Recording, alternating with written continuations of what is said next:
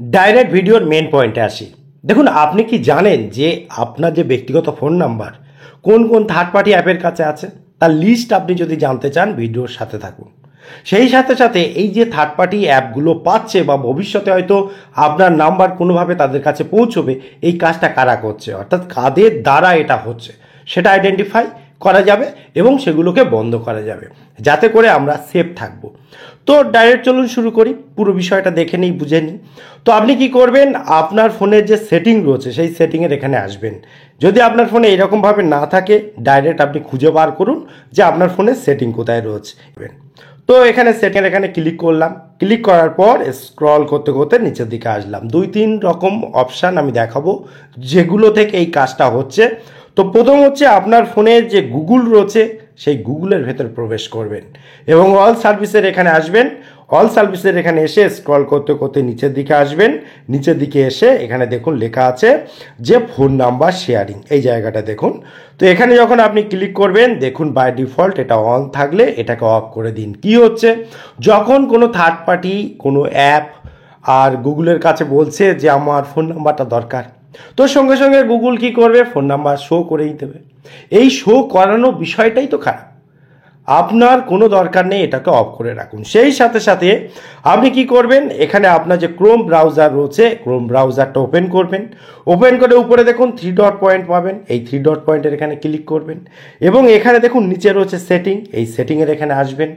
আসার পর আপনি দেখুন এখানে রয়েছে অ্যাড্রেস অ্যান্ড মোড, এই অ্যাড্রেস অ্যান্ড মোডের ওখানে এসে ক্লিক করে দেবেন।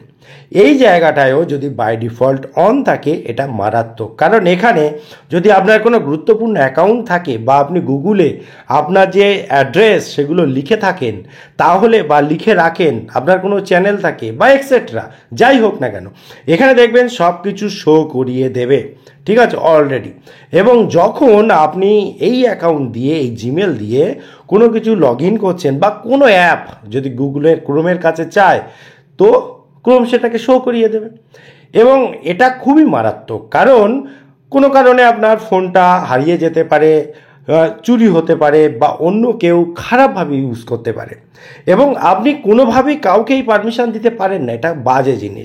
এবার চলুন দেখে নিই কারা কারা অলরেডি পারমিশন নিয়ে বসে আছে। তো আপনি কি করবেন, একই রকমভাবে সেটিংয়ের ভেতরে আসবেন।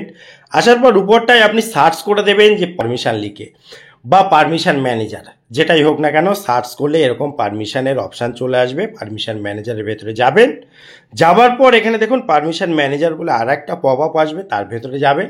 যাবার পর এখানে দেখুন কন্ট্যাক্টস বলে একটা অপশান রয়েছে, তার ভেতরে যাবেন। গেলে এখানে আপনি দেখতে পেয়ে যাবেন যে কারা কারা অলরেডি পারমিশন নিয়ে রেখেছে। এবারে আপনি একবার চেক করে নেবেন ভালোভাবে যে কোনো আননোন অ্যাপ নেই তো।